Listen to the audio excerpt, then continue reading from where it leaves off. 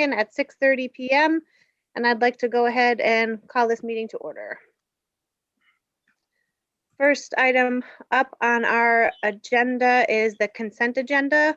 We have 3 sets of minutes. Does anyone have any comments or anything on the minutes? I did see one thing on the January 19th meeting minutes. For Chartwell's, it said Mark LePage, but I thought his name was Ken. Yes. So we just need to update that. And then on the Tuesday, January 26th, I noticed it says relating to COVID 1P instead of 19. Okay. All right, can I have a motion to approve the minutes? I'll make the motion to approve with those amendments. updates. Okay, can I have a second? Second. All those in favor? Oh, wait, any other discussion or anything else? All those in favor? Aye. Aye. Aye. Okay, that is approved unanimously. Look at us go, like fire running through all this stuff. Okay, next up is visitors' comment. Do we have any comments for today? Please use your raise hand function.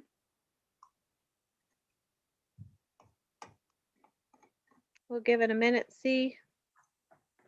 Just a reminder, this is your opportunity to speak to us about anything that might be on your mind. We'd love to hear from you.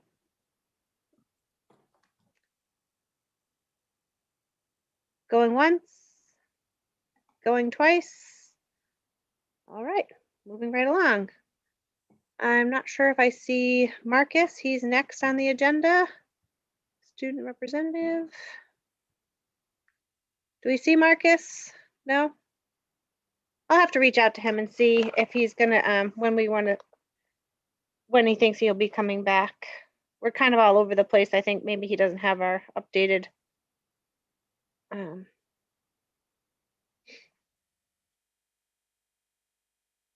Okay, moving right along. Well, at this point, we should be all set here in no time. Okay, so we are going to do the reorganization of the committee and elect a new vice chairperson and a reorganization of the subcommittee for finance and potentially introduce a new member. However, because of the snow yesterday, the select board meeting was postponed until February 8th. So at this point, I do know that we have 2 candidates that are interested, and I don't know, is it all right if we share those names? Does anyone have any objection? They're going to be announced at the select board meeting anyway. So what do you think? Questions, comments? What do you think? Anybody? Bueller? I mean, at this point, they've openly said they're interested, so I feel like it, Okay, so we have 2 individuals. First is Jill Pelletier, and the other one is Nita Abbott. So they'll both be with us at the meeting next week at the select board. I believe we're on the agenda for 5:05 p.m. on February 8th, so I believe we're at the top of the agenda. So as I understand it, like I said last week, the select board will be asking some questions. We'll be asking some questions, and then I'm not sure if it's a vote or if an appointment or how exactly the end part of that works, but we will, I guess, find out on that day. So if we can just move these items to the next meeting's agenda, that would be fantastic. Alrighty, look at that. Already on to continuing business. So with that, first thing is the winter sports update. Is Allie with us? She would just need to be Promoted. She's being promoted now.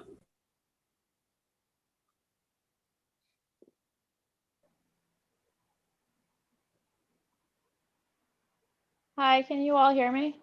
We Yeah. can. Oh, very good. Well, good evening. There is a couple sports that I need the school committee to approve. There are some sports that were in the fall that I am in the beginning stages of moving those to fall 2, which also starts on March 1st. The first is cross country. That was a sport that's typically run in the fall that I would like to see run beginning March 1st. I do need your approval for it. It would be outdoors and we would be competing against ourselves. The guidance for the sport, like including the sport modifications, which there really isn't a crazy amount of sport modifications, should be in your winter sports proposal.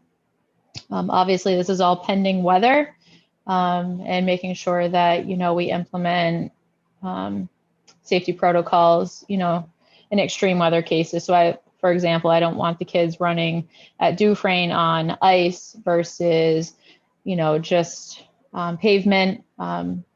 Typically, they do use the course throughout Dufresne Park. Nancy Jenks has taken a walk of that course, and it does need some work. But all in all, I think it's a sport that we could definitely move to fall 2. So I'm looking for your support. Unified basketball, it's going to be virtual practices. I believe we had talked about it previously. I'm looking to start that March 1st as well. Our interest numbers, we have probably 3 to 4 students interested. And again, Coach Wood would be running virtual practices only. And the last one that I believe we've already approved was Esports. I just wanted to give you the courtesy that their second season would be starting the week after February vacation. So I had put in the sports proposal March 1st, but just wanted to give you a heads up. So all in all, looking for, and we don't need to vote tonight. We really have until March 1st, but to get the ball moving on unified and especially cross country. And then as an update for winter sports, we're still going with March 1st, which is fall 2. We are still waiting for the green light from the Board of Health, which we are working on. And our registration numbers are good. They're rolling in. The kids have another 4 weeks to sign up. Swimming's doing great. Hockey has been approved from the South Hadley School Committee. And they started, I believe, last Wednesday. So their season will be short, but all is looking good on our end. And just, with the numbers declining, which I think that they are in the town, all should be good for March 1st. You keep saying the sports proposal. Is that the one that you had given us a while ago, or was there a new one that was supposed to be in our folder? No, I don't think it should be a new one because it's tricky because I update that one. So it's the live version. Okay. And I can certainly share that in your email so you have, but I believe the Google Doc is the best one to have. When we convert it to a PDF, it makes it difficult because you don't see any changes that I make, and it doesn't make sense to have this converted into a PDF. It might be easier for you to see on your side, but to know what the up-to-date changes are, it's definitely the easiest to see it in this Google Doc, but I can also share that with all you tonight. Thank you. Any other questions or anything for Allie for that? Thanks, Ally. I have a quick question. Is football co-op with Amherst March 1st as well? Yep. We have 2 athletes. We may have 3 that are interested in football. I believe that everything is good to go with them as well. I know that we're waiting for the sport modifications to come in, and I believe we got some notification from the MIA that everything was approved and slated to begin March 1st. It's going to be a busy winter season. It's crazy because a lot of the sports are shifting from season to season. So it's definitely going to be action-packed across the board, but it's really cool to see all these sports coming to surface and playing. I'm excited that they're getting ready to be able to play and stuff. It's really, to me, it's really exciting. It feels like it's forward progress. Mm-hmm. Yep, definitely. And then I'll be back to the drawing board likely soon. The spring start date did get pushed, but I could see the spring season being a bit different, but I will be back in about a month or so requesting your support for spring sports as well, which would include baseball, softball, and lacrosse. Lacrosse might be tricky because it's a high impact sport and high risk, but other than that, if you are all on board to move cross country to start to fall 2, I'd like to get the ball rolling for that. Our numbers, we do co-op with South Hadley. That's new this year. So again, it's another sport that we're teaming up with them because they had cut their program due to budget. So do you want us to vote on that part and keep the rest, or do you want us to do, so the rest was cross country we need to do, but the other ones we're all set with? I would say cross country and unified. Again, unified basketball is all virtual. So we should be okay there. Cross country we'll need a vote because I didn't run it in the fall. We're running it in fall 2, starting March 1st. So again, it's not pressing, but would be appreciated so I could do the behind the scenes prep for it. Well, what do you guys think? Should we vote on it now, or do we want to push it to the next meeting agenda? Because that will be the last one before March 1st, I think. I personally feel like if there's not many other questions, we could probably just move forward with it now. I'm okay with that if everyone else is. So can I have a motion to vote on the updated winter sports and fall 2 sports? I'll make the motion. Go ahead, Jen. You're about to do it.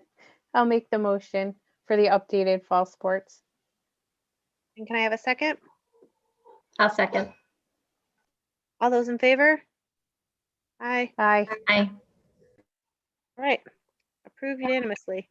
Ally, will fall 2 interfere with spring sports or not? No, that would kill us because all of our players play on all the other teams. So no, they moved the start date of the spring. All right, So there wouldn't be an overlap. So that's great. Thank you. Yep. Thank you, everyone. Thanks. Excellent, excellent. Thank you, Ally.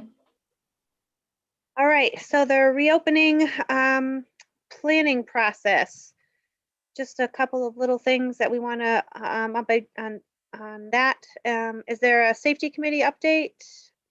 So what I can say, we didn't have a safety meeting this week, but what I can speak to, and Ally kind of tipped us off a little bit, the numbers are going down.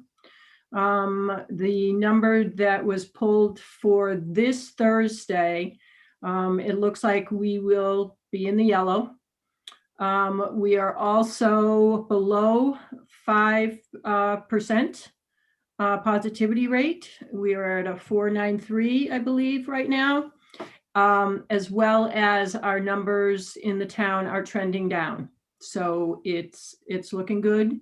We just need to keep it up. So we're hopeful that this week is yellow and that we are heading in the direction where, we're reducing the number of positive cases in the community. Excellent. Is Nancy here, or is she? Well, I see her on there, but Needs to be promoted. we bring her over and see if she's got time now, or we can maybe touch base with her later, because I did have a couple questions. She said yes, so right now would work. Hi, Nancy. Hello, sorry, I'm juggling both meetings, so thank you for your patience. So thank you for trying to juggle both meetings for us. I appreciate it. I just had a couple of questions, or maybe they're comments, maybe they're both. But you had sent us a couple of really great articles, and I wanted to thank you for that. But I was wondering if you would mind if either you or I shared them on the screen, and or maybe just have some discussion about them, because I think it's one of those things that I want people to understand, that we're getting all this this kind of information from you and from the school physician. And it really kind of goes to our point that we've been making right along, that we're taking information from a lot of different areas and a lot of different sources. And if you had, and the second part of that is if you had any comments or anything you'd like to add to those articles about your thoughts and feelings and the nursing's staff's thoughts and feelings on those articles. Okay, so the first one that I had sent you was the Morbidity and Mortality Weekly Report from January 29th that was sent to me from the school physician, Dr. Wodzinski, and it was talking about this study that was done in 17 rural Wisconsin schools, looking at COVID transmission in the schools and kind of preventative protective measures that the schools implemented to keeping students and staff safe. This included mask wearing, small cohorts, making sure cohorts are not mixing, social distancing, hand washing, all of the things that we are working on, have been working on and are implementing in our schools. So he wanted, me to share that with the district leadership team and the school committee, just providing additional information. And that was from, again, the CDC. And then the second article I received from a parent yesterday, that was an editorial on Mass Live from one of the physicians at Bay State Medical Center from pediatrics, really talking about the impact of students being remote, especially on mental and social emotional well-being. They are seeing a rise in the number of students who are really struggling mentally with COVID, especially having to be remote in the last year. They're seeing an increase in suicides and, diagnoses, a rise in eating disorders, and just really feeling like as long as things are safely implemented in the school, that students really should be in the building. That was the article that I shared with everyone today, the district leadership team and the school committee and the union president as well. So does anyone have any questions for Nancy on those? I had a quick question. I had seen that article as well, that last one referenced from Bay State about the mental health in our youth. And it's something I think that everyone is dealing with, like across the country right now. Is there anything that we in our schools are doing or can do better to kind of monitor or check in with our kids, especially maybe those who might not be on your radar because we don't know what's happening at home? I guess I was just curious what we're doing to reach out to make sure that, our students aren't slipping through. I know our social workers have been really working hard in touching base with kids that are kind of red flagging, whether they were on their caseload prior or staff are expressing concerns. Nursing has also been following up with any students that are reported absent that we don't have a reason, or as well as following up with anyone who's out for medical reason, just to make sure if staff haven't heard from students or noticing things, we're also getting alerts, the administration and nursing about that. So we've been trying to follow up as much as we're aware of what may be happening. The staff have been good in letting us know. And then, we've been trying to make sure that we're touching base, either through phone calls or emails to see how kids are doing. There's also student support teams in both buildings that meet regularly. So they're also in tune with all the teachers. So they're grade level focused. And so they're connecting with teachers.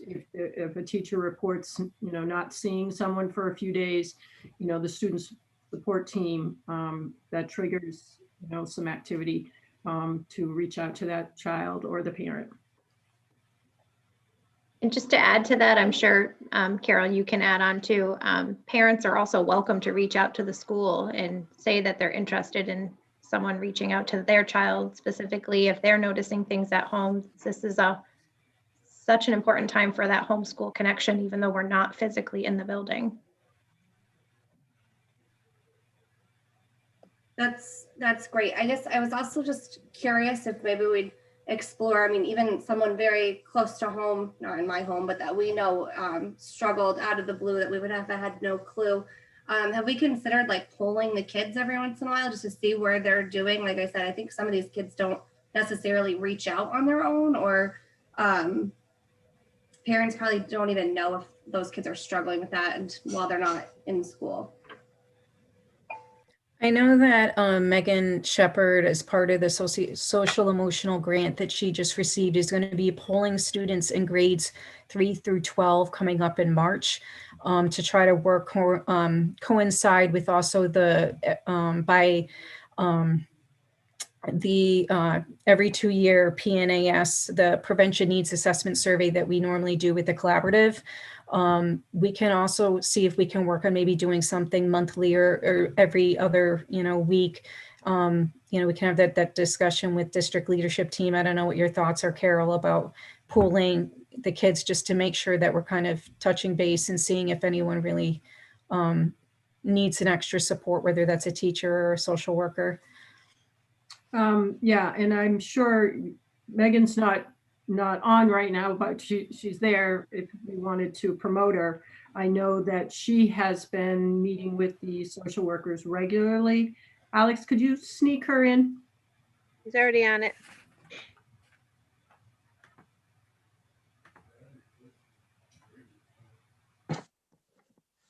Hey guys.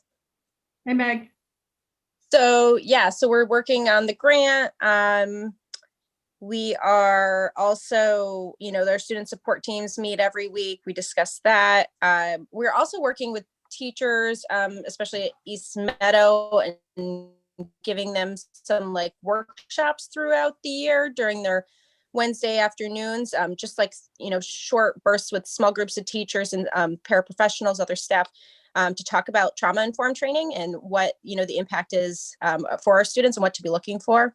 And we did some of that training as well at the beginning of the school year. So I'm trying to keep that thread weaving through so that we can address issues when we notice them and see them. But of course, I think our biggest challenge is that we don't see them every day. And so we know that we're missing, a key piece there by not having them in front of us. But certainly we can work on addressing, like having more frequent communication, although I think, our staff and parents are reaching out and we're having those conversations regularly. And it looks too that at the high school, they surveyed staff in December as well and the social workers were part of designing it with our curriculum director. So we're doing lots of little things here and there to make sure that we're keeping that communication going. And but certainly if you know someone or if there are challenges, that we ask that you have them reach out to our support staff. They're there for that reason. Excellent. Anything else for either of them? I appreciate both of you hopping on for that, because I was just I love all the information that we get, and I just want to make sure that everyone's aware of all the different things that we're seeing.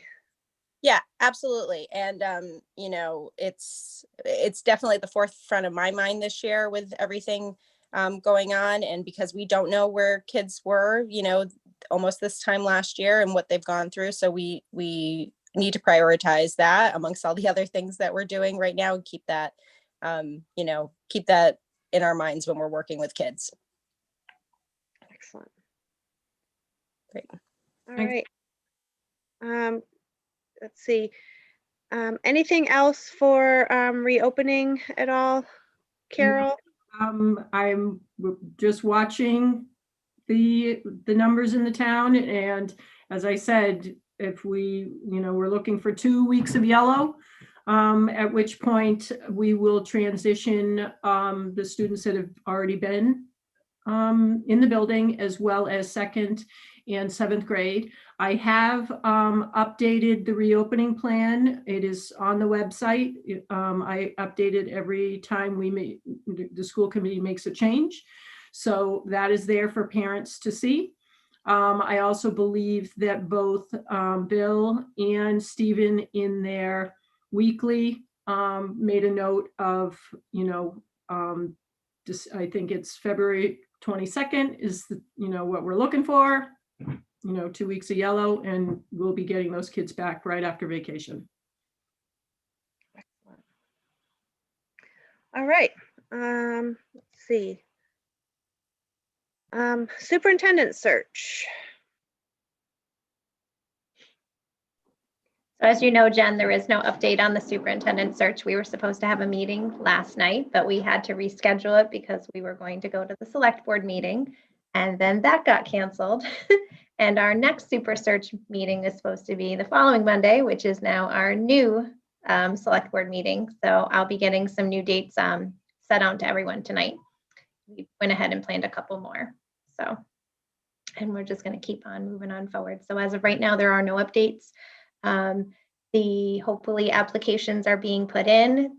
We are not having access to the Dropbox until the deadline date. And then we'll know more soon. Daddy went to the garage, sorry.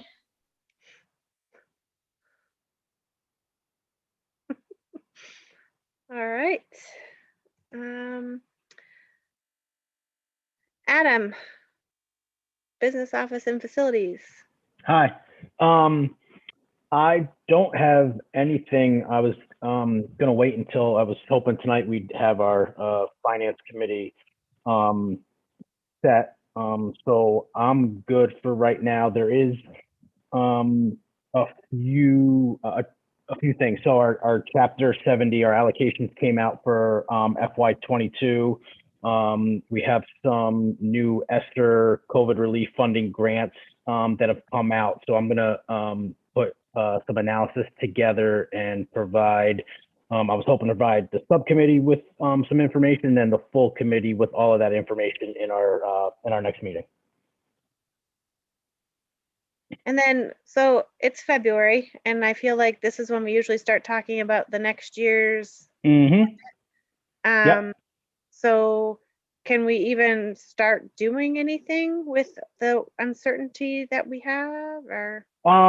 Yeah, so again, without getting into too much detail, without giving you guys some information to look at, and again, I wanted to give that to the budget and finance subcommittee first, because this is when we start putting our calendar together for dates and all that.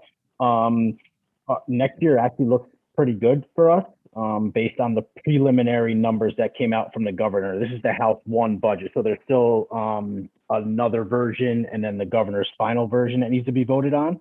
But all preliminary numbers look to be pretty good for us for next year. But I'll provide the full committee, because I don't think in 2 weeks from now will we reconfigure our finance committee. You guys are having a select board meeting next week for an appointment. Yeah. So. But then So we don't have a school committee, right? We don't have a school committee on the 9th. I was just looking at my calendar. We had scheduled it. Our next school committee meeting is scheduled on the calendar for February 16th, which is during school committee. Which is school committee during school vacation. But we had agreed to that date. So I just wanted, I was one of the things I wanted to ask. I just wanted to make sure that the committee is still good with having that meeting on the 16th.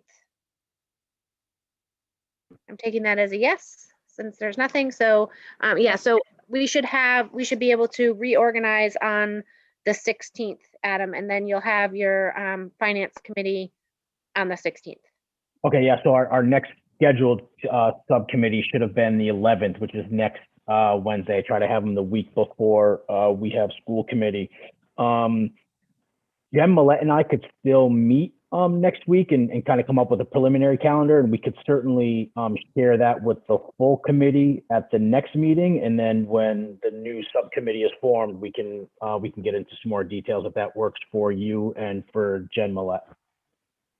I think that would be great, and at least that way we're still kind of making some forward progress. So this trying to replace, and with the snow and everything, we won't lose too much time. Yep. So next full committee meeting in a couple of weeks, or depending on if we reschedule due to vacation, I'll have a bunch of information for everybody. So I think with the nodding of the heads right now, everyone said they're good for the 16th. I'm fine with the 16th. You know, we'll just have to make sure that there's not another blizzard or power outage or something crazy, and so we'll be able to go ahead with that. All right. Next is the collaborative. Jen?